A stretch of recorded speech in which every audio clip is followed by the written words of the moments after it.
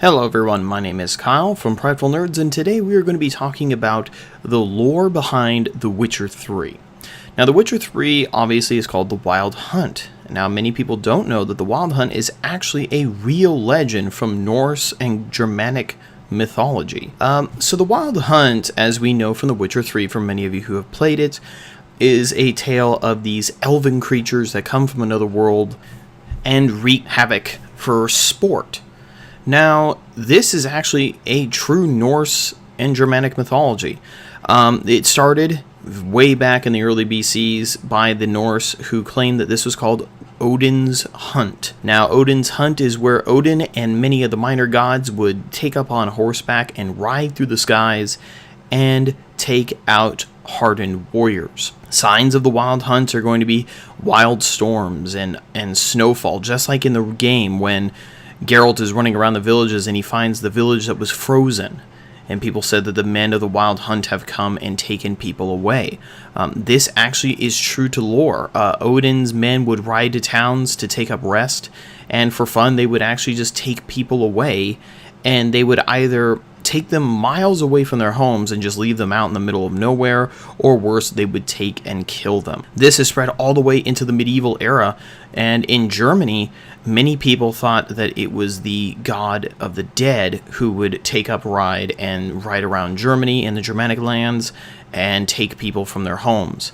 Now, this actually even spread to the Christian era when they replaced the god of the dead to Satan, and it was called Satan's Ride, where the devil would ride around Europe and take people by force. But always the legend of the frozen weather is always present. They would say that if the Wild Hunt was coming, a great fog would come in and it would create ice all over the place, and people would simply just vanish. Now, a lot of this is based off of the roads in Europe. When ice storms and everything would come through, people would disappear. This is because the fog is very thick in the middle of Europe, and this would cause people to go missing, and they would just blame this on the Wild Hunt, which there are actually minor religions in Europe called the heathen religion that actually believe that the Wild Hunt is actually a thing, and it is the sign of the end of the world. And the Wild Hunt would come down to Earth, and the people who follow the heathen religion would join in the hunt, and the people who did not believe in the heathenistic gods would perish. And this is still a thing that is very, very popular among the pagan religions in Europe today. Now, other things in the Wild Hunt that we obviously see in The Witcher are the hound dogs, or the hunt hounds. Now, these are actually real to the lore as well. Odin would have these undead dogs, and even in the Germanic religion, the god of the dead would have these undead dogs that would run around and they would spread pestilence. Now, in The Witcher 3, obviously, we don't see them spreading pestilence. They were frozen. This is a little bit different to the legend. There are mentions in Norse mythology that these hellhounds would actually spread the cold as well. So they're probably, the author of the story of The Witcher probably turned more to the Norse rather than the Germanic legend, because Germanic legend, it was talking about these dogs would spread pestilence, plague, and death wherever they would go. Another thing in the Wild Hunt is in The Witcher, obviously these were elves, which are the mythological creatures, which could represent the gods. What is interesting, though, is that when Geralt goes to the Wild Hunt's world, and you see in the background the lovely Elvish city, the gods, and even in the Germanic legend, the god of the dead, they did claim to come from another world. They claimed to come from, obviously, for the Norse mythology. In the Norse, they claim that Odin and the gods came from Valhalla, which is also known as Asgard. This is where the battle-hardened warriors would go for an eternal war. And during the eternal war, you would fight until your dying days. And there are some legends that Asgard was not a permanent place of death. You would actually go to another realm called the Summer World, and there you would have, also called the Enclosure of Azir. You would go and you would now finally rest, but you would have a long, hardened battle, as is many of the Vikings and the Norse wanted as warriors. If you weren't a battle-hardened warrior, many just claim that you would just go to the enclosure of Azir, or the Summer World. Now, from the Germanic point of view, the god of the dead obviously came from the underworld, or Hades. And obviously, I believe that the author of The Witcher, probably that world that we went to, probably represents the enclosure of Azir, that summer world, because if you see in the background that elvish town, it looks like it was in a pure summer state. You can see a lot of greenery, there was a clear sky, everything like that. It wasn't a war or anything like that.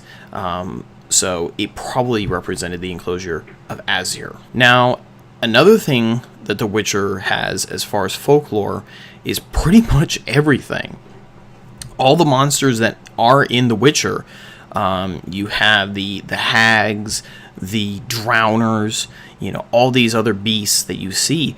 Every single one of those can be connected back to some form of European mythology. The water hags, for instance, which are those annoying things that sling mud at you that you absolutely hate. Those are based off of they were called water hags, or they're also called bog hags in other parts of Europe. Another thing was in England, they were called peat hags from the peat fields.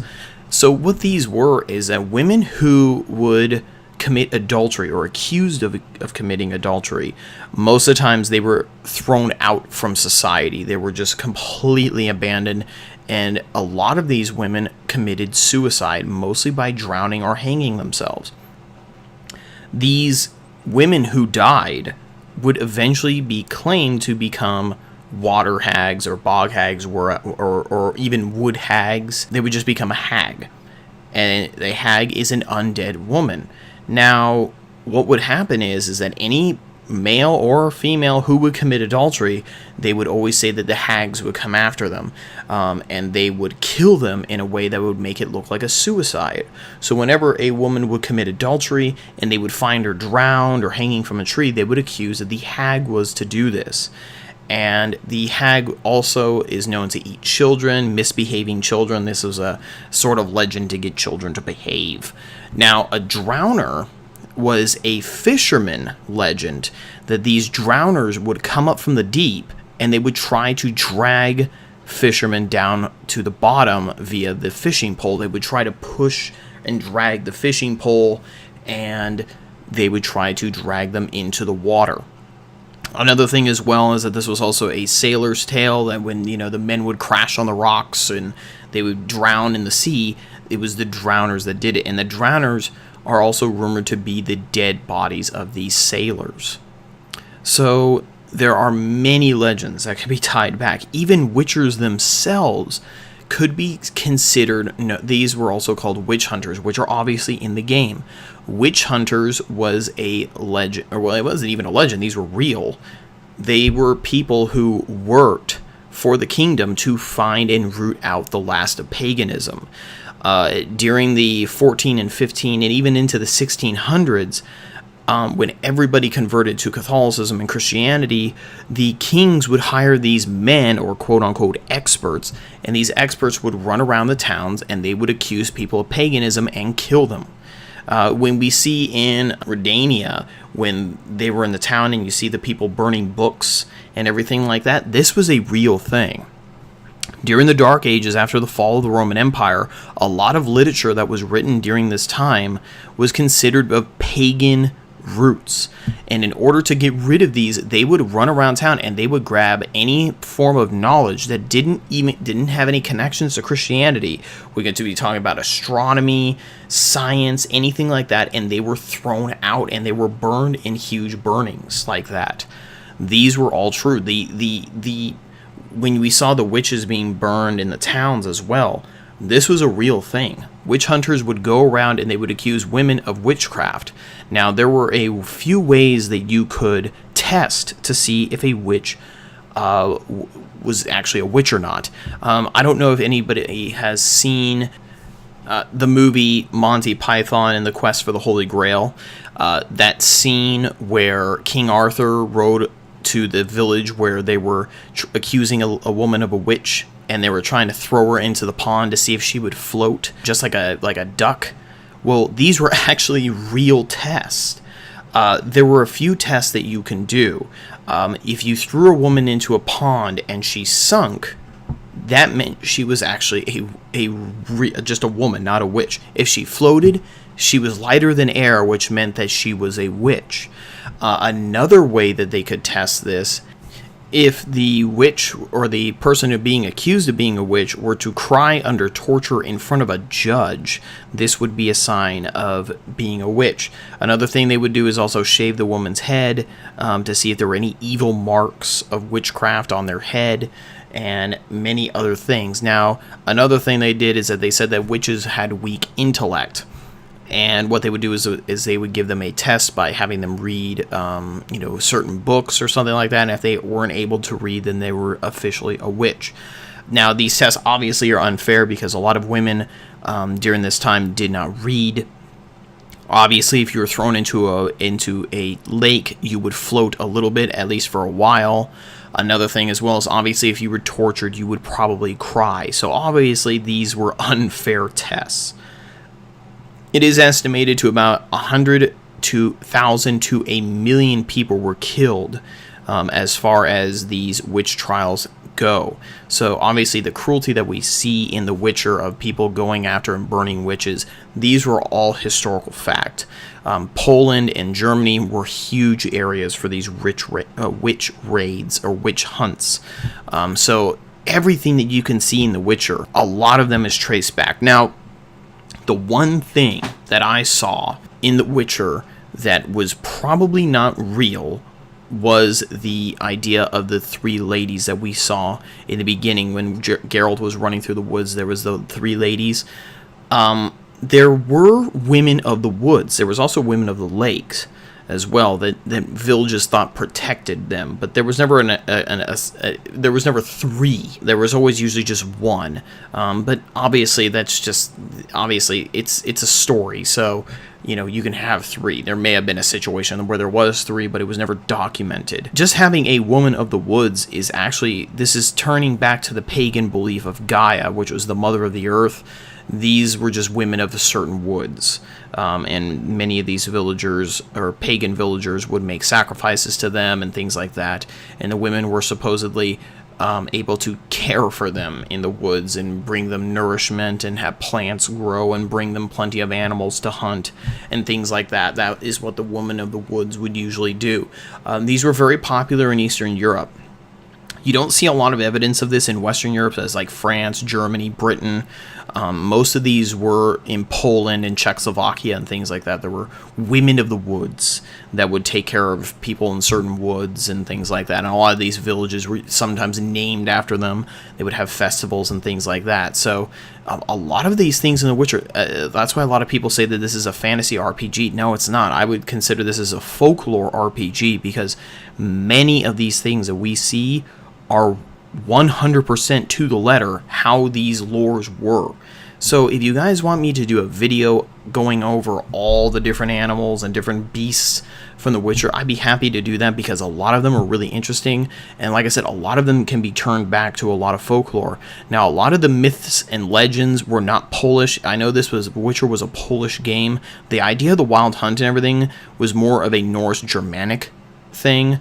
Now, the beasts and everything, a lot of those are based off Polish folklore. Some Germanic, there's a little bit of French in there as well, but most of them go to Polish roots. So it's very interesting because you can look at this and you can just see everything in The Witcher is historically accurate as far as folklore goes. Whoever, or the author who wrote The Witcher is brilliant. He definitely knows his European folklore. I haven't done a lot of research on him specifically, but I'm pretty sure he probably has a college degree in European mythology. I would say that's probably the case. At least Central and Eastern European mythology for sure. Anyway, guys, I hope you enjoyed this episode.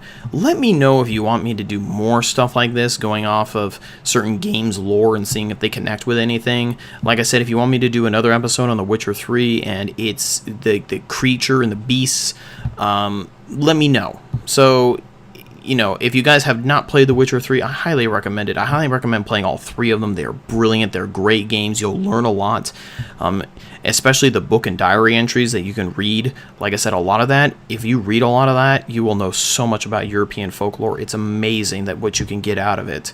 I love games like that where you can genuinely get some good, real knowledge, and it's amazing to see. Anyway, guys, I hope you enjoy this. Sorry I haven't uploaded on this site that much.